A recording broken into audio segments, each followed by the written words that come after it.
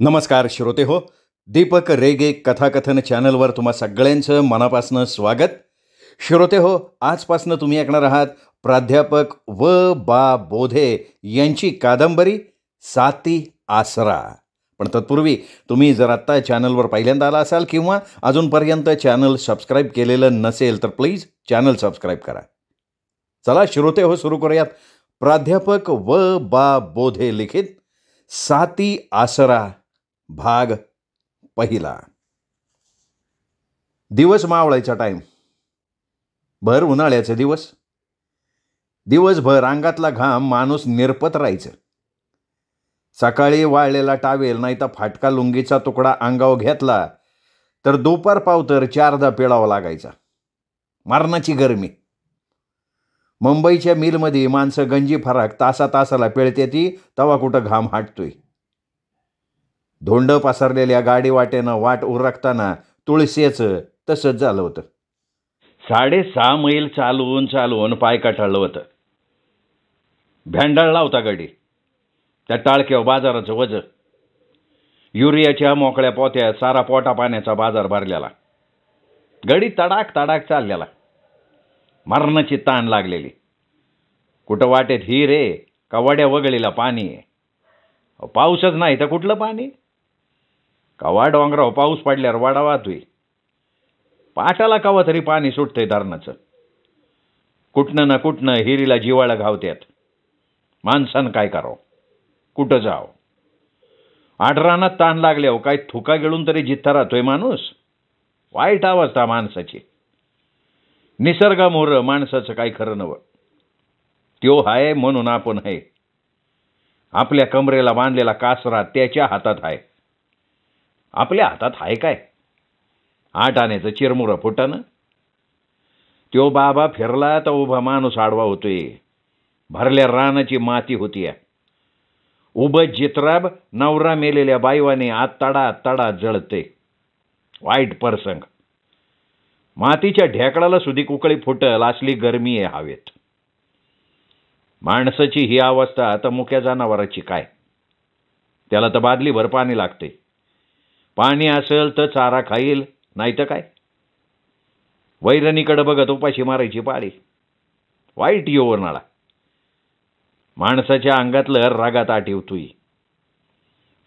देवाला हाय काळजी माणसाची. सकाळ धरणं डग जामाय लागल्यात. येत्यात जात्यात. कवा तरी सुटतं वार. गुई करते. भ्या धावते. चगाळ चोथा उडीवते. धुळीतनं पिंगा घालते. पाखडीतनं घरात घुसाय बघते. भूतावानीत थैमान घालते. ताटाव बसलेल्या माणसाला उठवाय बघते. कोळ्याचा तुळशी लगा चालल्याला. तोंडाला कोरड पडलेली. वाटेत काळभैरवाच्या हिरीशिवाय हिर नव्हती. गार पाणी तिथं मिळणार. लय मोठा जिवाळा ते हिरीला. 4ही अंगानं नळ बशिवल्यावानी कवा बघावं तवा पाणी. पहिल्या 4 बैलाच्या मोटा चालायच्या. आता विजेवरच्या मोटारी बदलल्या. ती बाटाण दाबलं का धरणाचं दार उघडल्यावाने पाण्याचा मुसांडा. नुसतं धो पाणी. हात धो, पाय धो, कापडं धो, गुरढोरं धो, सारखं धो. हिर तरी काय बारीक आहे. कराडच्या नाकट्या रावळशेची हिर परवडली. वर्ण बघणाऱ्याला भ्या वाटते. आत उतरणाऱ्याचं काय. 10-5 पायऱ्या काय माणूस माकड्यावानी उड्या हाणत जाईन. पण मोजून 70 पायरी उतरायची. पायऱ्या बी निस्ताय झालेल्या. काय निम्म्या अर्ध्या तुटलेल्या. भितडाला मधीच पोट आलेलं. कवा आत ढासळल सांगता यायचं नाही. पिपळाची निंबाची झाडं 10वीच्या सुमकात थारोळ्याखाली वाढलेली. त्यावर सुगरणींनी घरटी केलेली. वारा आला की घरट्यावर बसलेली सुगरण पंचमीला माहेरला आलेल्या तरण्या पोरीवानी झुलायची. अंगाची हळद दाखवत किलबिलायची. त्यांची सावली भितडाव नाचायची. कवा कार्टी थारोळ्याला लोंबकाळून घरटी काढायची. डोसक्याव घालून शिवाजी महाराज की जय खेळायची. ही काळभैरवाची हिर सोडली तर आसपास शिवारात कुठलं पाणी. सगळी बॉम्बा बोंब. हिरीला एक तरी मालक आहे का? 17 मालक. कोणाचं 4 आणे वाटा, कोणाचं 2 पैसे, कोणाला नुसती भोवतीची जमीन 4-8 खळं मिळालेली. 17 लढतरी. कशाला कोण हिर दुरुस्त करते? लांब आतनं जमिनीतनं पाट खांदल्याला, वड्याचं पाणी त्यातनं हिरीत यायचं. कोण जाते हो बघायला? माणसं सांगायची. आमुषा पुनवाला भूताची पालखी हिरीव जेवायला येते म्हणायची. 2 हांड मटण शिजतं, 1 हांडा भात शिजतो, भाकरी पासराय पत्र्याची 4 पानं लागते ती. सगळ्या परगण्यातली भूतं जमते ती. लेखक जमल्यावानी भाषणं ठोकतात, कवीनं कविता म्हणल्यावानी नाचत गाणी म्हणते ती. त्यांचं संमेलनच न ते. बायका बी असतात म्हण, काय उघड्या, काय पांढऱ्या पातळातल्या, काय झिपऱ्या सोडलेल्या, टिळा लावलेल्या. आडळी, डाकिनी, यसवा बोलत नाही त्या. करा करा दात खात्या त्या. बगाडाला लोंबकाळत्यात, डोळं वाटारून उलटं पाय फिरवून नाचतात. हाताला गावल त्याला नाखानं वरबाडतात. कवा कुणा मागं जातीनं सांगता यायचं नाही. एखादा सायकल उभा करून लघवीला गेला तर मागच्या कॅरेजवर बसतील. मध्यरातचं चांडणं झेलत एखादा निघाला तर ससावून नाही तर पांढरं कुत्र्याचं पिलून मोर येणार, चकवा धावणार. कवा झाडावर बसून जोकं घेणार, कवा हिरीत उडी टाकून जाळ करणार, लय तारा तारा करणार. जेवण झाल्यावर भूताची पालखी हिरी जवळनं वर डोंगराकडे जाणार आणि आधीमध्ये वागळाटात गप होणार. घामानं नालेला तुळश्या हिरीजवळ आला. पाय धुळीनं माखलं होतं. धापा टाकत तो कठाड्याजवळ आला. वज तसंच कठाड्यावर ठेवलं. 2 पायऱ्या उतरला आणि शेवटच्या पायरीवर त्याची नजर गेली.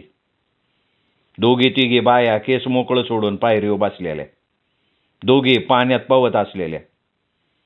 पायातलं वारच गेल्यावानी झालं. भाऊ 7 आसरा दिसते त्या. आज आमुष्या हाय का ध्यानात? आणि एकाएकी कोणतरी हसलं. तो आणखीन हादरला.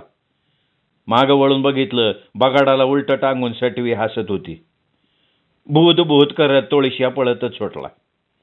बाजाराचं पोत तिथंच राहिलं कठड्यावर. गाईत पळता पळता लेंग्यात पाय अडकून पाडला. पुन्हा उठला, दुमाट पळत सुटला. मोर माणसं चाललेली, कोण गुर्रवालं, कोण वैरणीचं वज घेऊन आलेलं, कोण बैल घेऊन घराकडं चाललेला. अरे का पळतोयस र तुळश्या? कुणीतरी विचारलं. तुळश्याला वाटलं भूतानंच विचारलं. आणखीन जीव खाऊन पळायला लागला. मोर कुंपान, बाबळीचं काट याला काय नाही. वांढरागत उड्या टाकत सुटला. नशीब म्हणून वाचला, नाही तर म्हशीला धडकला असता. बरं मोकळा तरी पळतोय का? सारखं भूत भूत वरडायचा. तो वरडला का वाटेनं चाललेला माणूस घाबरायचा, गुर्र डोरं सोडून पळायचा. एकाच्या पायात साऱ्याची दायना. तुळश्या वलपटल्यागत पळत आला. धाडकन घराच्या दारात येऊन पाडला. आई बसली होती सांडगं घालीत. धापदिशी काय पडलं म्हणून बघायला वळली तर मोर तोंडाला फेस आलेला पोरगा, घामानं ओफाळल्याला. तसल्या भरल्या हातानं धावली. त्याला उठवत म्हणली, अरे तुळशीदास काय झालं काय? काय उन्हातानाची चक्कर बिक्कर आली काय? अगं ए द्वारका, कुणीतरी बोलवा आमच्या हेसनी, बाबळ तोडायला गेल्यात ढेरा श्यामाच्यात. एक पोरगी पळाली. बायका जमलेच की. पैगडी कोण असते हो घरात? रानमाळाच्या वाटेवर जोतो. तरी आलीच 10-15 माणसं. तुळशीला उचलून घरात नेलं. लय ठिकाणी खरचटलं होतं. गरम पाण्यानं जखमा पुसून काढल्या, हळद लावली. अरे काय झालंय काय तुळशीदास? उठकी मारदा. तोंडाव पाणी मारा त्याच्या तोंडाव. नाकाजवळ कांदा नाही त्याचे. मगाशी फांताळाच्या वाटेनं पळत आलाय. तर मला धडकला असताना राव. काय हळूहळू पळतोय वय. थांब म्हणच तर चाकर सुटला बुंगाट. पाणी मारलं तोंडाव, नाकाला कांदा लावला. तुळशी शुद्धीवाला. भोवतीनं बायकांचं खिल्लर बघितल्यावर त्याला वाटलं हिरीतल्या 7 आसरा हिथं आल्या, लागला कराडाय. अरे काय केलंय मी आता? माझ्या मागं लागला तुम्ही? अरे आम्ही हे मारदा ओळखलं का? कोण लागलं र मागं तुझ्या? आणि बाजारची पिशवी कुठे आहे र बाळा? आईचा आवाज आला तसा तो सावरला. इकडं तिकडं बघत त्याने माणसांचा अंदाज घेतला. काय कुणी परक नाही, गावातलीच माणसं आहे ती. मग घाम पुसत उठून वाचला. तवर 4 लिंब बी उतरून टाकली होती. तुळशी माग सारकला, बेताडाला टेकून बसला आणि म्हणला, आज आमुष्य आहे का पुन्हा होय? आमुष्य आहे. मग साती आसरा त्या, नक्की साती आसरा. आईच्या अंग लागलं की लटपट आहे. मोर सरली चावड्याव, दोन्ही हातानं तोंडाव हात फिरवत म्हणली, कुठं दिसले रे साती आसरा? नव्या हिरीव. आता ग बाया, त्या हिरीव कायम साती आसरा मुक्कामाला असते ती, माग लागल्या वय तुझ्या? नाही, दोघी तिघी पायरीवर बसल्या होत्या, काही जणी पवत होत्या, एक वटवागळागत बगाडाला लटाकली होती. या बाया, नसीब चांगलं म्हणून वाचला रे बाबा. आणि बाजाराची पिशवी कुठे? ती पडली तिथंच. कुणीतरी येता का जाऊन? महिन्याचा बाजार आहे, जावा की रावसाहेब. काय मारायचे वे? कोण जाते? तुळशी आता बघता बघता बांबागत तापला. लागला डोळं ताणून बोध कराय. मांगाचा बाबो आलाच, नुसत्या दोतराव, कपाळावर टिळा, कॅस पोत्रा जगत वाढवलेलं, दोन्ही दांडात ताईद बांधलेलं, भस्माचं पट्ट.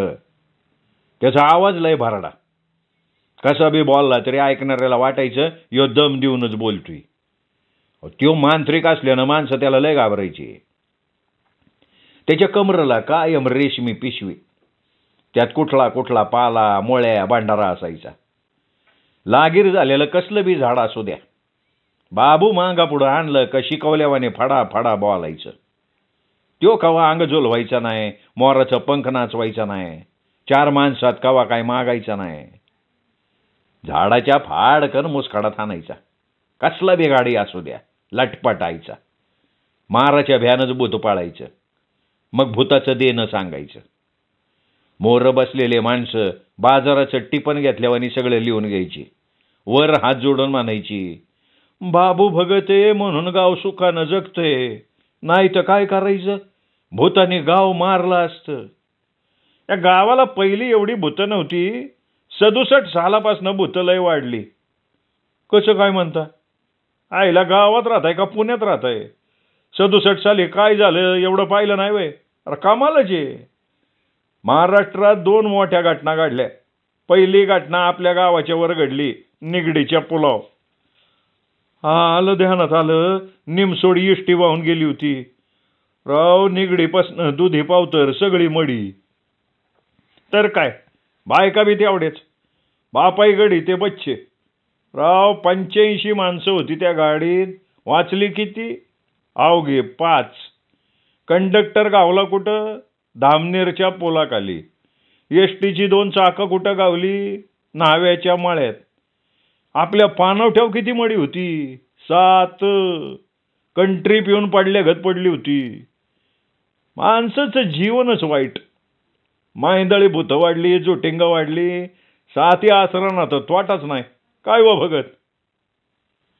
इथं झाडाच्या पानागणिक भूतं फुटलं तर येतोय कोण? सारी भूतं म्या बाटलीत बंद करतो. आपण बी लय मोरचे. भूतं भ्या धावते ती, चकवा द्याते ती.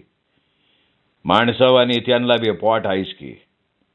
पोटाला घातलं का ग बसतेत कुत्रे गत. लय वाद घालायचा नाही. हे 200 रुपयावारी जीव कशाला घालवायचा? का म्हणाव खायचं तेवढं देणं.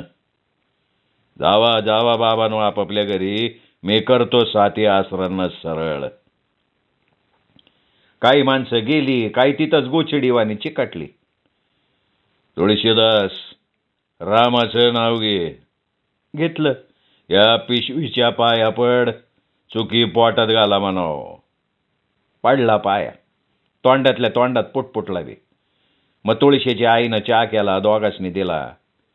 भगत आलकट पालकट घालून बसला, नजार रोखून मिशीव पिळ देत म्हणला, खरं खरं सांगायचं. वय खोटं सांगितलं तर दाताड पाडल. वय देवा. अंग लटलट कापतय. वय. त्यानं पिशवीतनं भांडारा काढला, कपाळाला लावला. नीट बस. कितीचा टाइम होता? दिवस मावळताना. वहिनी, देवळाजवळ तेल वाचलावा. कुठं चकमा बसला? नव्या हिरीजवळ, काळभैरवाच्या. साती आसरा होत्या. वय. 3 पायऱ्यो बसल्या होत्या. वय तिघी पवत होत्या, खरं का नाही? वय एक बगाडाला टांगून बसली होती. कमाल आहे, तुम्हाला कसं माहिती? अरे बसल्या जागेवर दुनियेतली भूतं बघतोय मी. आदनं मधनं भूताच्या पालखीला जातोय मी. पांढरी पातळ नेसल्या होत्या का? वय बगाडावाला निसली होती. हिरीतल्या कशा होत्या माहिती नाही, पर कॅच मोकळं सोडलं होतं. काय म्हणल्या? काय म्हणल्या नाही, नुसत्या हसल्या. हा त्याचे भुका लागल्या असंच भ्या धावत्या ती. देणं देणार का त्यांचं? देऊ की. तुळशीचा बाप आलाच पळत, प्याला होता. बातमी उशिरा गेल्यानं घाबरला होता. राम राम बघत. राव मी जागेवर नव्हतो, गेलो होतो सासूरला. दारू डोसायला? नाही माफ करा, बाबळ तोडायला गेलतो. देणं लिहून घ्या. 4 कोंबडं, 50 चपात्या, 50 पानं, 50 सुपाऱ्या, वंजळभर गरम मसाला, केळी 4 डझन, नवी कापडं 5, पिशवी नायलांची, अंडी 12, एक 3 धारी लिंबू. कुठं नाही मिळालं तर आपल्याकडे ₹5 पडत्यान. चालेल की. कोंबडं पाय बांधून सोडायचं येत्या आयतवारी, दिवस मावळताना. कुठं द्यायचं देणं? त्या दिवशी सांगतो. वहिनी चलतो आता.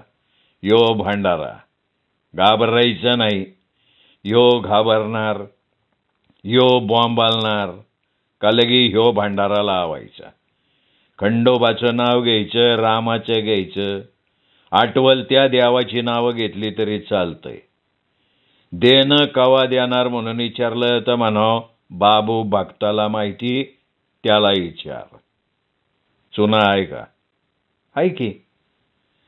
बाबूनं पानं काढली, नवी सुपारी करकी नाडखित्यात घालून कारकांडली, तोंडात टाकली. चुना फासून पान लावलं दाडाला, उठला पैलवानागत, गेला छाती काढून. कोळीन लागली विचार करायला. पोराकडं काळजीच्या नजरेनं बघत तिने चूल पेटवली. पिठाचा डबा जवळ वाढला. पीठ मळत म्हणली, किती रुपयाचा बाजार होता पिशवीत? नाही लय काय नव्हतं, 2-3 भाज्या, पावशेर शाबूचं तांदूळ आणि 2 किलो बाजरी होती. अरे बिड्या, काडी पेटी, साबण असन ना? हा होतं की. काय 40-50 रुपयाला टोला, दुसरं काय? बापानं तोंड धुतलं, तांब्याभर पाणी घाटा घाटा प्यायला आणि म्हणला, अरे पैशापरी जीव मोलाचा आहे. पोरा मला एक सांग, 7 आसरापैकी कुणी काय म्हणालं नाही ना तुला? नाही, नुसत्या हसत होत्या. हसा म्हणा भावानेनू. आपल्या देवारला वारला देव लय जागर होते. थांब थांब, त्याचा दारकोंडाच करतो मी. कोळी उठला. देवाची काळी मूर्ती खाली घेतली, धोतरानं पुसली, तांब्याभर पाणी घेतलं, मूर्ती ताटात ठेवली, घातली आंघोळ. ताटातलं पाणी तांब्यात वतलं. पे. हे मंतरल्याला पाणी पोटात गेलं ना का दारकोंडा झालाच त्यांचा. घराकडे फिरकायचा घासच नाही त्यांचा. तुळशीनं 4 घोट पाणी पोटात ढकललं. मग माणसात आल्यावाने चटक्या उठून बसला. आईकडं बघून हसला. सारं व्याज पळालं की माझं. अरे लय झाली मी पाणी. पोरा सतत मंतरल्याला पाणी जवळ ठेवायचं. लेका असल्या 7 आसरा मी लय बघितल्या ती. हिला विचार की, मी कुपरच्या कारखान्यात कामाला असताना काय केलं होतं? काय केलं होतं गाई? काय करते? हाडळीला सायकलवर बसवून घेऊन आलं होतं. बाबू नाद वाईट. दिसली बाई का पागळलं. हाटीलात बसलं होतं मिसळकात रातचं. बाहेर निंबाखाली पिवळ्या पातळातली बाया बसलेली. हसली ह्यांच्याकडं बघून. मग काय, बिल भागवून ह्यांनी गाठली की तिला. ती सरळ उडी मारून बसली की सायकलवर. यांनी बी सायकलवर हापिंग केली. 4 मैलाव येस्तव काय बोलली नाही. मग लागली सायकलीत पाय गोतवायला. एक पाय 12 फूट लांब, मुतलं चड्डीत. आता मारत्या ती गप्पा. तुळस्या एवढा आजाऱ्यागत झालेला पण लागला हसायला. एकाएकी त्याला दारात पांढऱ्या पातळाची बाया दिसली. लागला तत पप करायला. नाना नाना, भूत आहे भूत. अरे कुठे आहे? ती काय पांढऱ्या पातळातली बाया हसती. कोळी धावला बाहेर. एक धोतरवाला बेवडा झुलत होता. अरे कोण आहे? काय किश्या, माणसं ओळखत नाही काय? अरे बापरे, चेअरमन तुम्ही आहे? या की या. माझ्या पोराला साथी आसरानं झपाटलंय. गरीबाच्या मागं लय या बघा साहेब. उद्या काय करतोय दोघं? काय उन्हाळी भुईमुग केलाय वाट्यानं, काढायचंय. हायब्रिडचं रान वालवायचंय. उद्या यायचं ऊस बांगलायला.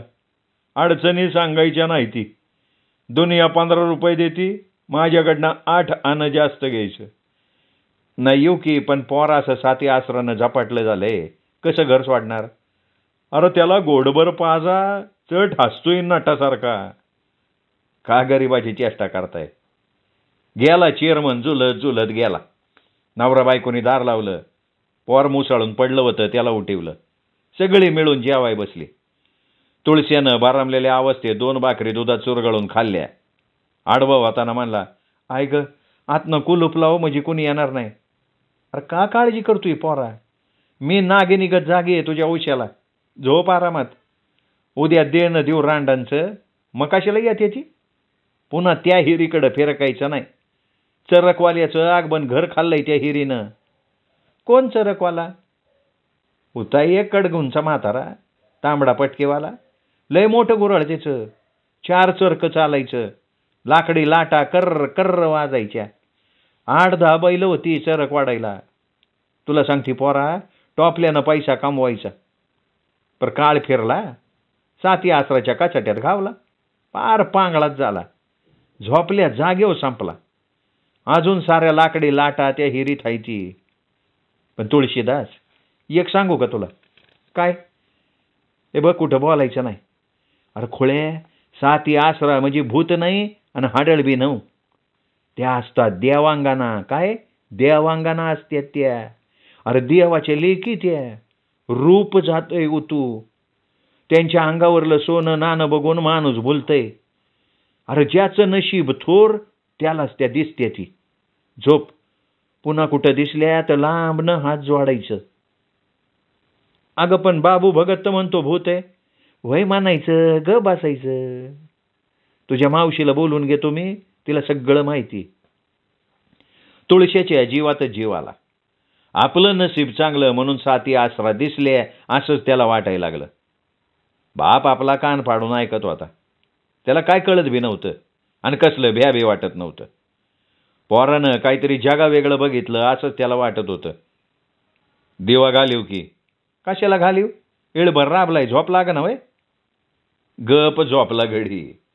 मग कोळीन बी एका अंगाला पडली. तुळशी आपला आड्याकडं बघत विचार करायला लागला. त्याच्या डोळ्यापुढं सोन्या चांदीच्या राशी खळखळायला लागल्या होत्या. श्रोते हो, हा होता साथी आसरा या कादंबरीचा पहिला भाग. दुसरा भाग उद्या. तोपर्यंत नमस्कार मित्रो.